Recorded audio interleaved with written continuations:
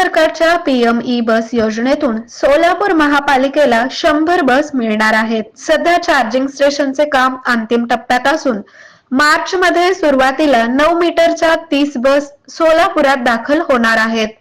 महापालिका निवडणुकीची आचारसंहिता संपल्यावर 16 जानेवारी नंतर त्यासंबंधीचा सामंजस्य करार होणार आहे. सोलापूर महापालिकेने शहर ग्रामीण मधील बसचे मार्ग निश्चित केले आहेत. ज्या मार्गावर प्रवाशांचा चांगला प्रतिसाद मिळेल असे ते मार्ग आहेत. तरीही आमदारांना पत्र व्यवहार करून त्यांच्याकडूनही वाढीव मार्ग मागवण्यात आले आहेत. ई बसच्या माध्यमातून प्रवाशांना रिक्षाच्या भाड्यापेक्षा कमी दरात म्हणजेच 5 ते 15 रुपयात सोलापूर शहरात कोठेही प्रवास करता येणार आहे. महावितरणचे सोलापूर शहराचे अभियंता SS पाटील यांच्या मार्गदर्शनाखाली ई बसच्या बुधवार पेठेतील चार्जिंग स्टेशनचे काम युद्ध पातळीवर सुरू आहे. ट्रान्सफॉर्मर, सबस्टेशन, कनेक्शन सगळी कामे झाली असून आता उर्वरित कामे 20 जानेवारी पर्यंत पूर्ण होतील.